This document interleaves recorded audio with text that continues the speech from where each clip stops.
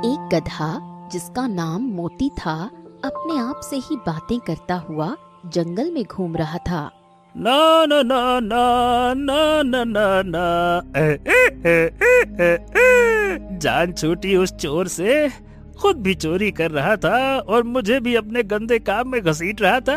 अरे जिंदगी जहन्नुम बना रखी थी मेरी। अब तो कोई भी मेरे ऊपर चीखने चिल्लाने वाला या गलत काम करवाने वाला नहीं है। अब तो जिंदगी बस जन्नत ही जन्नत है। न न न न न न न। तभी उसे सामने से एक शेर आता हुआ नजर आया। अरे बाप रे बाप, इसने देख लिया तो सच में जन्नत ही भेज देगा। ये कहकर गधा वहाँ से ऐसा भागा कि उसने पीछे मुड़कर नहीं देखा। वो एक बड़े से बरगद के पेड़ के नीचे जाकर बैठ गया। यहाँ अच्छी नींद आएगी। एक आदमी जिसका नाम किशन था अपने कंधे पर कुल्हाड़ी लिए जंगल में चहलकदमी कर रहा था। हाँ, आज तो मुझे कम से कम 4 धड़ी लकड़ियां काटनी होंगी, तब जाकर घर में चूल्हा जलेगा और घर के हालात ठीक होंगे। उसकी आवाज सुनकर गधा नींद से जागा। अरे एक मनुष्य मुसीबत में, यहाँ कैसे? उसने किशन को पेड़ पर चढ़े हुए देखा। अरे ये तो कोई और है, लेकिन काम वही कर रहा है। लकड़ी चुराकर बाजार में बेचेगा। ये इंसान कभी सुधरेगा ही नहीं। नहीं तो। किशन पूरी मेहनत के साथ लकड़ी काट रहा था। दोपहर होने तक उसने काफी लकड़ियां काट ली और फिर वो पेड़ से उतरा। हाँ, अरे अभी तो बहुत लकड़ियां काटनी है। जल्दी खाना खाकर फिर से काम में लग जाता हूँ। ये कहकर अभी किशन ने खाना शुरू ही किया था कि तभी अरे ओ बेटा, ए बेटा। जी बाबा, आप कौन हैं? बेटा मुझे बड़ी भूख लगी है। 2 दिनों से कुछ नहीं खाया। वही घिसी पिटी कहानी। अभी आदमी उस बूढ़े को रोटी देगा। ठीक है बाबा, आप खा लीजिए। किशन ने दोनों रोटियां बूढ़े को दे दी और बूढ़ा खाने बैठ गया और जल्दी ही उसने दोनों रोटियां खत्म कर दी। हाँ, अब ये बूढ़ा किसी देवी के रूप में बदल जाएगा और फिर कहेगा, तेरा इम्तिहान था बच्चा, बता अब तुझे क्या चाहिए। हाँ, धन्यवाद बेटा, अब मैं चलता हूँ। भगवान तेरा भला करे। ये कहकर वो बूढ़ा वहाँ से चला गया। अरे यहाँ तो ऐसा कुछ भी नहीं हुआ। मुझे तो लगा था कि बूढ़ा कोई जादुई चीज देकर जाएगा। चलो। हाँ, चलो काम पर लग जाता हूँ। बेचारा बूढ़ा कब से भूखा था। अच्छा हुआ भगवान, आपने बाबा की भूख मिटाने के लिए मुझे चुना। किशन फिर से पेड़ पर चढ़ काम पर लग गया। अरे भाई, क्या सच में इंसान है या फिर कुछ और है? जो मेरा मालिक था वो तो बस अपना ही गल्ला भरना जारी रखता था, किसी के बारे में नहीं सोचता था। और एक ये है जो खुद भूखा रहकर दूसरों को खाना खिला रिया है। वाह यार वाह, क्या बात है गुरु। गधा अब फिर से सो गया और किशन थोड़ी और लकड़ियां काटकर बाजार में बेचने निकल पड़ा। किशन मंडी में एक जगह देखकर बैठ गया। हाँ, लकड़ियाँ ले लो भाई, लकड़ियाँ ले लो। बढ़िया ताजी ताजी सूखी सूखी बहुत मस्त लकड़ियाँ, अच्छी चलेंगी। अरे ओ भाई, ये लड़कियाँ कैसे बेच रहे हो? ये सुनकर आसपास के लोगों के कान खड़े हो गए। अरे क्या कहा? लड़कियाँ बिक रही हैं? कहाँ बिक रही हैं? हाँ, अब मुझे तो बताओ, मेरी तो शादी भी नहीं हुई, मैं अभी ले लूंगा। अरे भाई क्या बात कर रहे हो? मैं कब लड़कियां बेच रहा हूँ? अरे मेरी जुबान फिसल गई। अब ये बताओ, लकड़ियाँ कैसे दी? अरे ये पागल आदमी है, मुझे लगा लड़कियां बिक रही हैं। अभी खरीद लेता, एक मेरे लिए और दूसरा मेरे भाई के लिए। गजब करते हो भैया, लड़कियां कौन बेचेगा भैया? ये जो लकड़ियां हैं ये साहब एक धड़ी 200 रुपए की। ठीक है भाई, 2 धड़ी दे दो, लो। किशन ने इसी तरह से कुछ ही देर में अपनी सारी लकड़ियां बेच दी और फिर थोड़ा राशन लेकर घर पहुंचा। उसके परिवार में उसकी बीवी मोहिनी और एक छोटा भाई अरविंद थे, लेकिन इनके पिता पिछले 2 साल से लापता थे। अजी आ गया। मोहनी, ये लो सब्जी बना लेना और ये पैसे भी रख लो। हाँ, इनसे घर में थोड़ा राशन भर लेना। शुक्र है ऊपर वाले का। आप हाथ मुंह धो लीजिए, इतने में खाना बना लेती हूँ। भैया वैसे आज क्या बनवा रहे हैं आप? अरविंद, जो बनेगा खा लेना। ये बताओ, तुमको तुम्हारी तनख्वाह कब मिल रही है? पिछले 1 महीने से तुम काम पर जा रहे हो और घर में फिर भी खाली हाथ घुसते हो। अब भाभी, वो मेरा 1 महीना तो हो गया, लेकिन तनख्वाह 10 दिन चढ़ा कर मिलेगी। इन्हें पता लग गया कि मैं कोई काम नहीं करता और दिन भर अपने दोस्तों के साथ घूमता फिरता हूँ, तो ये तो मेरा खाना पीना सब बंद कर देंगे। अगर कल रात तुम पैसे लेकर घर नहीं आए तो तुम्हारे लाला से मैं खुद बात करने जाऊंगी। अरे बाप रे, अब तो कोई चक्कर चलाना ही पड़ेगा। मेरा तो कोई लाला है ही नहीं, तो बात किससे करेंगे? मोहिनी ने खाना तैयार किया और सभी ने एक साथ बैठकर खाया। अगले दिन फिर से किशन कुल्हाड़ी लिए काम पर निकल गया और अरविंद भी रोज की तरह टिफिन लेकर घर से निकला। हाँ, रात को घर पर तब जाऊंगा जब भैया भाभी सो चुके होंगे, वरना भाभी तो आज मुझसे तनख्वाह लेकर ही मानेंगे। हाँ।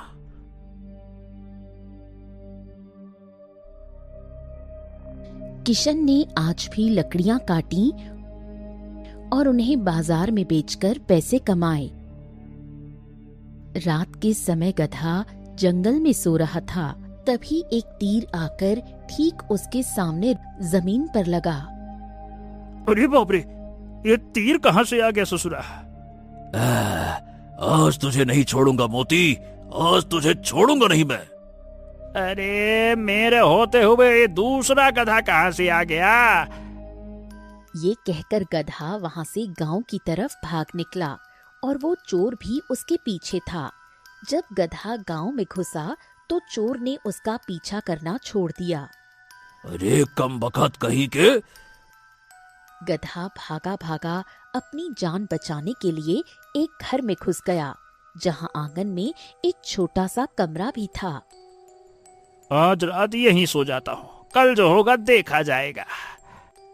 गधा उसी कमरे में एक कोने में जाकर सो गया। रात के ठीक 12 बजे अरविंद चुपके से घर में आया। अब तो भाभी और भैया दोनों सो गए। वो रसोई में गया और फिर चुपचाप खाना खाकर अपने कमरे में जाकर सो गया। सुबह मोहिनी की आंख खुली। छोटे कमरे की सफाई कई दिनों से नहीं हुई, आज कर देती हूँ। वो छोटे कमरे में पहुंची तो वहां पर गधे को सोता पाया। अरे, ये गधा यहाँ कैसे आया? ए जी! उसकी आवाज सुनकर अरविंद उठ गया और किशन भी उस कमरे में पहुंचा। अरे, भाभी जाग गई? अरे, अब तो मेरी अच्छी मरम्मत हो जाएगी। वो उठकर कमरे से निकला और सामने उसने मोहिनी और किशन को छोटे कमरे के बाहर खड़ा पाया। अरे, कहीं ये मुझे चोर ना समझ ले, अब क्या करूं? ये गधा तो मैं नहीं लाया मोहिनी, मुझे इसके बारे में कुछ नहीं पता। तो फिर ये गधा हमारे घर में यहाँ कहाँ से? ये बातें अरविंद सुन रहा था। उसने जल्दी से आगे बढ़कर बात को संभाला। अरे भैया भाभी, ये गधा मैं लेकर आया हूँ। रात जब घर आया तो आप सो गए थे, इसलिए आपको जगाया नहीं। अरे, लेकिन तुम तो तनख्वाह लाने वाले थे, गधा क्यों ले आए? मेरा लाला मुझे पैसे दे नहीं रहा था, तो मैंने कहा कि मुझे अब यहाँ काम ही नहीं करना। मैंने सोचा कि भैया सर पर लकड़ियां रखकर मंडी में बेचने जाते हैं। वो पैसे दे नहीं रहा था तो मैं उन पैसों के बदले उसका ये गधा लेकर आ गया। अरविंद, तुम तो अपने भैया के बारे में कितना सोचते हो। हाँ, अब भैया को लकड़ी काटकर सर पर रखकर मंडी नहीं ले जाना होगा। अब तो इस गधे पर रखकर आराम से ले जा सकते हैं। अरे बेटा वाह, तू तो बड़ा चालाक निकला रे। मैं यहाँ छिपकर बैठा था और ये बोल रहा है कि मुझे खरीद कर लाया है। वाह, वसूली करके लाया है। खैर, वो चोर मेरी तलाश में गांव में घूम रहा होगा। अगर मैं इनके सामने बोल पड़ा और सच बता दिया तो ये तो इसे घर से निकालेंगे ही, मुझे भी निकाल देंगे। इससे अच्छा है जो हो रिया है उसे होने दो। चलो जी, आज आप इस गधे को साथ लेकर जाइए। अब आपको उतनी मेहनत नहीं करनी पड़ेगी। इन तीनों ने नाश्ता किया और फिर किशन गधे को लेकर घर से निकला। अरविंद, आज मैं तुम्हारे लिए खीर बनाऊंगी। इस तरफ किशन गधे को लिए जंगल पहुंचा और फिर लकड़ियां काटने लगा। यार, मैं तो फिर से गुलाम बन के रह गया। समझ नहीं आ रहा कि मैं फायदे में हूँ या नुकसान में। किशन मेहनत से काम करता रहा और गधा वहीं बैठा उसे देखता रहा। बाप रे बाप, आज तो बहुत गर्मी है। प्यास लग रही है, थोड़ा पानी पी लेता हूँ। किशन गधे को लेकर तालाब पर पहुंचा। लो मित्र, तुम भी पानी पी लो, मैं भी पी लेता हूँ। वाह, ये मालिक तो बहुत अच्छा है। मेरे बारे में कितना सोचता है।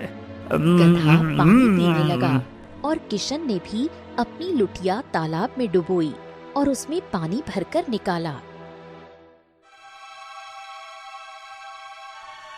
हाँ, वाह, कितना बढ़िया शीतल पानी है। किशन और गधा अभी पानी ही पी रहे थे कि तभी एक लुटिया तालाब से निकल किनारे पर आ गिरी, जिसे देखकर गधा और किशन दोनों ही हैरान रह गए। अरे, ये तो एक लुटिया के दो हो गए। गधे को बोलता देख किशन चौंक पड़ा।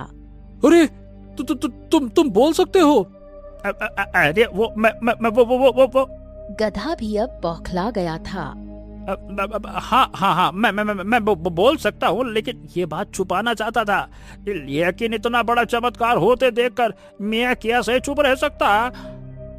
लेकिन तुम बोल कैसे सकते हो? ये तो बड़ी अजीब बात है। मतलब तुम कैसे बोल सकते हो भाई?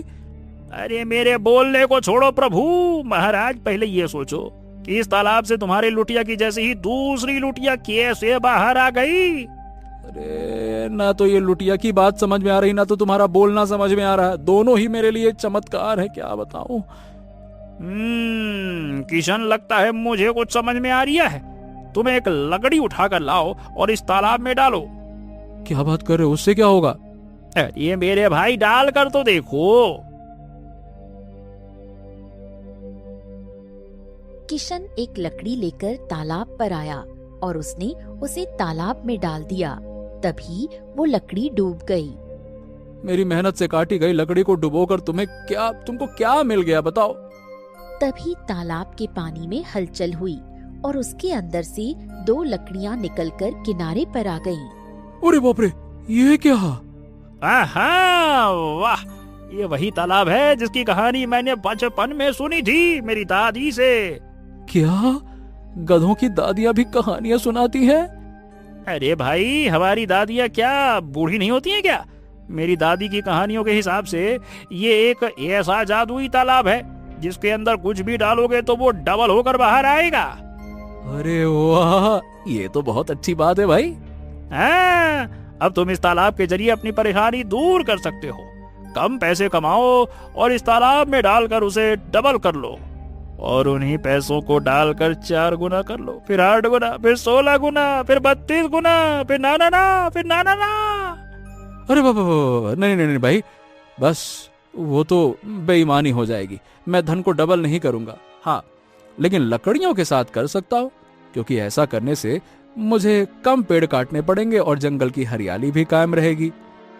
वाह, आरती होती तो तुम्हारी उतार लेता। धन्य हो प्रभु, तुम तो सच में देवता समान आदमी हो भाई। पता नहीं कितने अच्छे आदमियों से भरा ट्रक पलटा होगा, तब तुम जाकर पैदा हुए होगे। अब देख क्या रहे हो मेरी तरफ, आंखें भाड़ भाड़ के? चलो मैं तुम्हारी मदद करता हूँ। गधे और किशन ने मिलकर सभी लकड़ियां तालाब में डाली और फिर वो दुगनी होकर वापस निकली।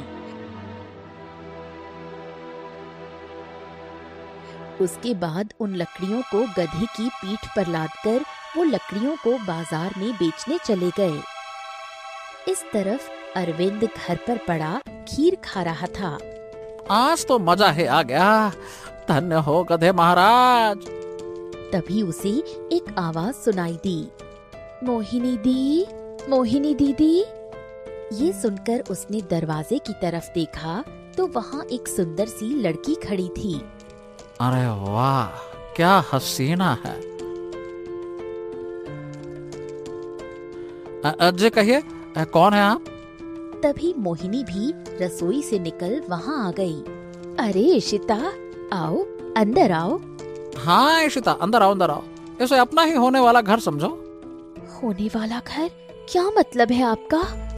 अरे वो अगर तुम्हारी शादी मुझसे हो गई तो तुम इस घर की मालकिन बन जाओगी ना, तो उस हिसाब से ये हुआ ना तुम्हारा होने वाला घर। ये सुनकर मोहिनी सन्न रह गई और इशिता झुंझला उठी।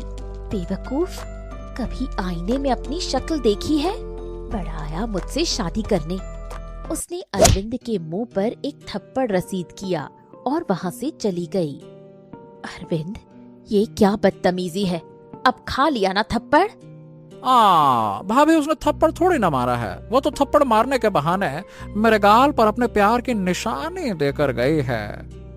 हे भगवान, इसका कुछ नहीं हो सकता।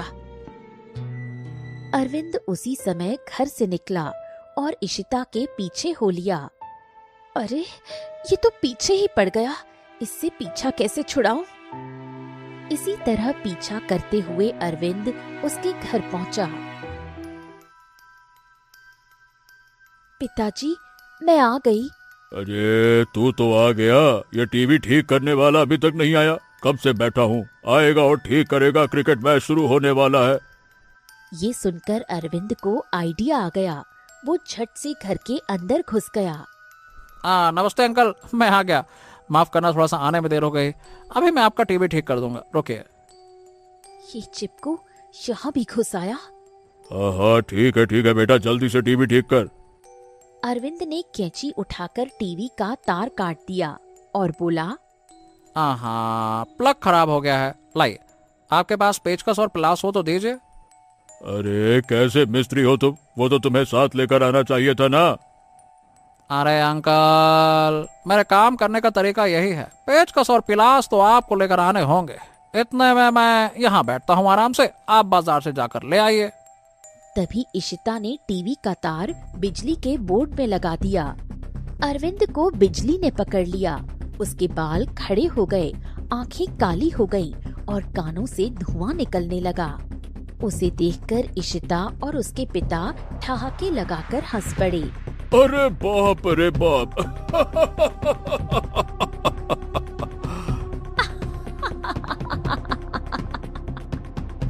अगले दिन अरविंद, किशन और मोहिनी नाश्ता कर रहे थे। तभी एक आदमी गांव के मुखिया को अपने साथ लिए उनके घर आया। अरे मेरे भाइयों, कैसे हो तुम दोनों, हैं? क्या हालचाल है? अरे मुखिया जी, ये आदमी कौन है? इसका नाम करमचंद है और इनका कहना है कि ये तुम दोनों के बड़े भाई हैं। क्या? देखो मुझे माफ करना, मैं पिताजी की मौत पर भी नहीं आ पाया, देखो माफ करना। एक मिनट, कौन है आप और कहाँ से आए हैं? हमारे पिताजी मर गई, आप कैसे कह सकते हैं? वो तो लापता हैं। देखो मैं बचपन में ही पिताजी को छोड़कर नया व्यवसाय करने निकल गया था और पिताजी को पैसे भेजता रहता था। उन्हीं पैसों से पिताजी ने यह घर बनाया था, लेकिन अभी कुछ दिन पहले ही पिताजी मेरे सपने में आए और बोले, करमचंद्र पुत्र, मेरी कुछ ही दिन पहले मृत्यु हो गई है। अपने दोनों भाइयों को जाकर ये खबर दो और मैंने जो वसीयत लिखी है उसे पढ़कर उसके हिसाब से जायदाद का बंटवारा कर लो। क्या क्या कहा, वसीयत? यह कैसे हो सकता है?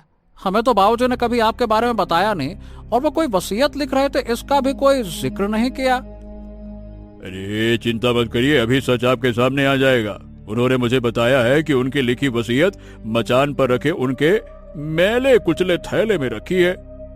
ये सुनकर अरविंद और किशन को बहुत हैरानी हुई।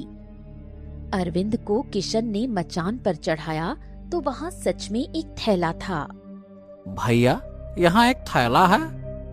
हाँ, वही मैला कुचला थैला। पिताजी ने उसी के बारे में बताया था मुझे। उतारो उसे। उन्होंने उस थैले को उतार कर देखा तो उसके अंदर एक कागज रखा था। निकालो इसको।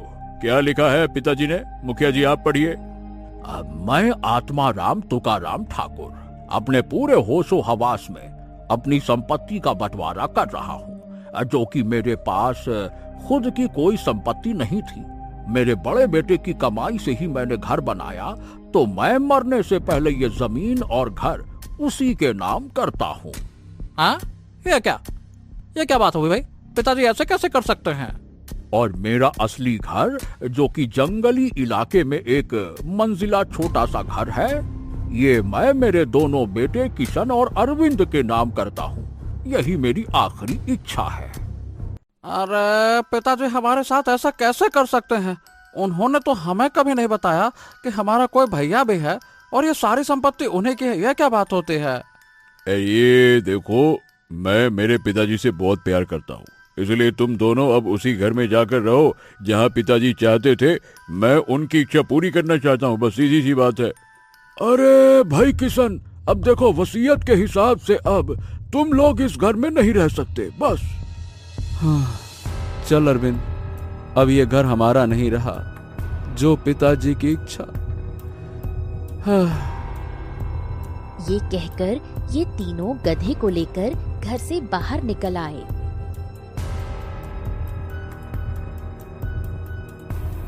अरे भाई, अब मुझे तो समझ में नहीं आ रहा, गधा मैं हूँ या फिर तुम दोनों? उसे सुनकर अरविंद और मोहिनी हैरान रह गए। अरे ये क्या, गधा बोल रहा है? अरे ये मैंने क्या बोल दिया? मतलब तुम दोनों बेवकूफ हो या मुझे ऐसा लग रहा है? मैं ये बोलना चाहता था। मोहिनी, अरविंद, इसका नाम मोती है और मोती बोल सकता है हम इंसानों की तरह। अब क्या कर सकते हैं मोती हम? पिताजी की वसीयत के हिसाब से हमें उस घर में ही रहना पड़ेगा जो उन्होंने हमारे नाम किया है। क्या करें? ये चारों अब जंगल में बने एक घर में पहुँचे जो कि बहुत ही छोटा सा था। मोती, अब तुम चाहो तो जा सकते हो। अब मैं तुमको अलग कमरा नहीं दे सकता। मेरे पास जो भी है यही है। देखो किशन, मैं तुमको छोड़कर कहीं नहीं जाने वाला। मुझे लग रहा है वो तुम्हारा बड़ा भाई जरूर कोई साजिश कर रहा है। उस रात ये तीनों सो गए थे, लेकिन गधा चुपचाप वहाँ से चला गया। मैं किशन को ऐसे मुसीबत में नहीं देख सकता। मुझे कुछ तो किशन के लिए करना पड़ेगा। गधा घर वापस पहुंचा और चुपचाप जाकर उसी छोटे कमरे में सो गया। सुबह होने पर जब करमचंद और उसकी बीवी ने उसे सोते देखा तो, अरे ये क्या, ये गधा तो उन दोनों का लगता है ना? क्यों? हाँ जी, सही कहा आपने। ये गधा इन्हीं दोनों भाइयों का है, लेकिन ये यहाँ कैसे आ गया? अरे ये तो जानवर है, इसे जायदाद और बंटवारे का क्या ज्ञान? ये तो अपने कमरे में आकर सो गया जहाँ ये सोता आया है। देखो। ए जी, तो भगाओ इसको। अरे नहीं भाग्यवान, भला इसे भगाकर हमें क्या मिलेगा? इसको यहीं रख लेते हैं। अगर उन दोनों भाइयों में से कोई इसे लेने आया तो उनसे इसके 10,000 रुपए मांगेंगे, तब इसको वापस कर देंगे। अरे वाह जी, आपका दिमाग तो किसी शैतानी कुत्ते जैसा तेज चलता है। क्या कहा तूने? क्या कुत्ता कहा मुझे? अरे मेरा मतलब है कि शेर की तरह। अच्छा, तो तुम दोनों का असली चेहरा तो मैं सबके सामने लाकर ही रहूंगा। किशन बेचारे को तुमने बेघर किया है ना, अब देखना मैं क्या करता हूँ। गधा अब पूरे दिन वहाँ आराम से रहा। रात के समय गधा वहीं कान लगाए हुए था। ए जी, अब यहाँ कब तक रहना पड़ेगा हमें? अरे कब तक का तुम्हारा क्या मतलब है भाई? मतलब हमें ये घर अब बेचकर निकल जाना चाहिए ना? नहीं नहीं नहीं, अभी नहीं। अभी तो किशन के बाप का भी कुछ नहीं हो पाया है। पहले उस बुढ़े को मारकर ठिकाने लगाएंगे, फिर उसके बाद इस घर को बेचकर निकल जाएंगे, फिर पैसा ही पैसा होगा। ये की ना आपने समझदारी वाली बात। ये सुनकर गधा आग बबूला हो गया। अरे मन तो कर रहा है कि अभी अंदर जाकर इन दोनों को ऐसी लात मारो कि इनकी एक टांग पूरब में और दूसरी पश्चिम में जाकर गिरे, लेकिन मुझे दिमाग से काम लेना होगा। गधा वहाँ से निकल गया।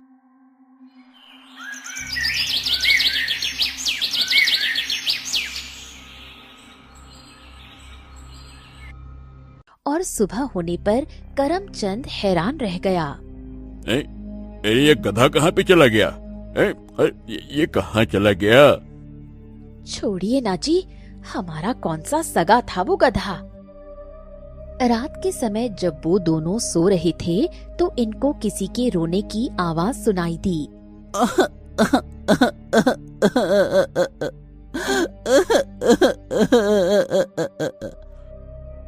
ये दोनों बाहर निकले तो अरविंद वहाँ खड़ा रो रहा था। अरे अरविंद, तू यहाँ क्या कर रहा है? अरे तुम दोनों के वजह से मेरे भैया और भाभी इस दुनिया में नहीं रहे।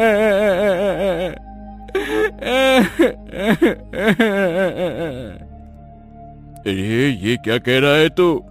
हाँ, उन दोनों को इस घर से बहुत प्यार था। जब से यहाँ से गए थे बार बार इसी घर का जिक्र करते रहते थे, लेकिन कल रात दोनों को ऐसा सदमा हुआ कि उनकी जान निकल गई।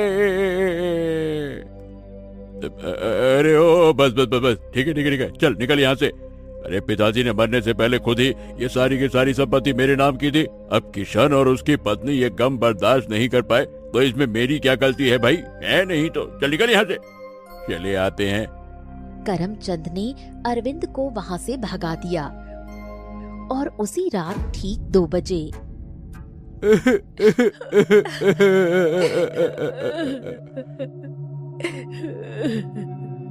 इन दोनों को किसी के रोने की आवाज सुनाई दी। अरे अब ये कौन सी सक्रिया है? दोनों घर से बाहर निकले तो वहाँ जमीन पर मोहिनी और किशन बैठे हुए रो रहे थे। उनकी आंखों के नीचे काले घेरे थे। ये तो किशन और उसकी बीवी है। अरविंद ने तो कहा था कि ये दोनों मर गए, फिर ये यहाँ कैसे हो सकते हैं? इस पर किशन और मोहिनी गरज कर बोले, तुम दोनों की वजह से हमारी जान गई, अब हम तुमको भी नहीं छोड़ेंगे। ये सुनकर इन दोनों की हालत खराब हो गई। अरे भागो भागो भागो! और ये दोनों घर की तरफ वापस भागे, लेकिन तभी सामने से इन दोनों को किशन और मोहिनी उसी हालत में खड़े नजर आए। अरे ये दोनों यहाँ कैसे आ गए? हम भूत बन चुके हैं, हम कहीं भी कभी भी टपक सकते हैं। इस आदमी ने मुझसे ये सब करवाया। नहीं, अब माफी की कोई जगह नहीं, हम तो मर चुके हैं। तुम मर चुके हो, लेकिन तुम्हारे पिताजी जिंदा है। क्या कहा? तुम्हारे पिता को मैंने ही अगवा किया था और पिछले 2 सालों से उसे वसीयत अपने नाम कराने के लिए परेशान कर रहा था, लेकिन वो कर नहीं रहे थे, इसलिए मैंने एक चाल चली और फिर उस दिन यहाँ आकर मुखिया के सामने नाटक किया और तुम दोनों को घर से निकाल दिया। तो ठीक है, हमारे पिताजी को अभी के अभी यहीं लेकर आ, वरना ध्यान रखना अगली पूर्णिमा की रात जब हमारी शक्तियां और बढ़ जाएंगी तो हम तुम तक पहुंच जाएंगे, चाहे तुम लोग कहीं भी छुप जाओ। नहीं नहीं नहीं नहीं नहीं, मैं अभी तुम्हारे पिताजी को लेकर आता हूँ। मेरी इस धरती पर बोझ ये मुटल्लो बीबी को चाहो तो गिर भी रख लो इसको रख लो। ए जी, आप मुझे भूतों के साथ छोड़कर क्यों जा रहे हैं? ये तू तो खुद चुड़ैल है, तू क्या इन भूतों से डरेगी? चल यहीं रह, मैं अभी इनके पिता आत्माराम को लेकर आ रही हूँ। हाँ। उसकी बीवी वहीं बैठी रही और वो चारों उसके पास बैठे हुए उसे डराते रहे। कुछ ही देर में करमचंद भी वहां आ पहुंचा, जिसके साथ किशन के पिता थे। अरे मेरे बेटे किशन! अपने पिता को देखकर किशन की आंखों से आंसू बह निकले। मेरे बेटे और बहू की मौत हो गई तेरी वजह से। मुझे माफ कर दो, मैं अब यहाँ कभी नहीं आऊंगा मैं। उसी समय गधा, अरविंद और मुखिया भी वहां आ पहुँचे। तुमने ये बहुत गलत किया करमचंद, तुम्हारी वजह से किशन और उसकी बीवी की मौत हो गई। नहीं नहीं नहीं नहीं, ऐसा कुछ नहीं हुआ मुखिया जी। किशन भैया और मोहनी भाभी एकदम ठीक है। ये सुनकर मुखिया और करमचंद हैरान रह गए। हैं? ऐसा कैसे हो सकता है? यहाँ तो उनकी आत्माएं हैं, अब वो भी दो। मुखिया जी, असली किशन और मोहनी हम हैं। ये दोनों तो महज एक जादू है। इतना कहते ही बाकी दोनों किशन और मोहिनी गायब हो गए। अरे ये कहाँ गए? जंगल में एक तालाब है जिसके अंदर जो भी चीज डालो उसके जैसी दो होकर बाहर आती है। जब मुझे पता चला कि इस झूठे मक्कार फरेबी मुफ्तखोर आदमी ने किशन और उसके परिवार को धोखे से यहाँ निकाला है, तो मैंने ये सब करने की योजना बनाई। किशन और मोहनी को उस तालाब में स्नान करवाया और फिर इन दोनों के जैसे दो और मोहनी और किशन यहाँ आ पहुंचे। हाँ, और मैंने भी इनको ये बताया कि किशन भैया और मोहनी भाभी मर चुके हैं, जिससे ये डर गए और इन्होंने अपना काला चिट्ठा खुद ही बोल दिया। वाह भाई वाह, तुम्हारा गधा तो इंसानों से भी समझदार है, क्या बात है। देखो मुझे माफ कर दो, आज के बाद मैं कभी भी कोई गलत काम नहीं करूंगा जी, माफ कर दो, मुझे माफ कर दो। ये सुनकर सभी ने करमचंद और उसकी बीवी को गुस्से भरी निगाहों से देखा। गलत काम तो जब करोगे ना, जब हम तुमको गलत काम करने के लायक छोड़ेंगे। ये सुनकर करमचंद और उसकी पत्नी वहां से भागे और ये सभी उनके पीछे पीछे भागने लगे। रुक जाओ, तेरा खेल खत्म करके ही मानूंगा। मेरे पिताजी को बंदी बनाकर रखा तूने, हैं? इतने में गधा तेज दौड़ा और उसने इन दोनों को एक टक्कर मारी। वो दोनों जमीन से कई फीट ऊपर आसमान में उछल पड़े।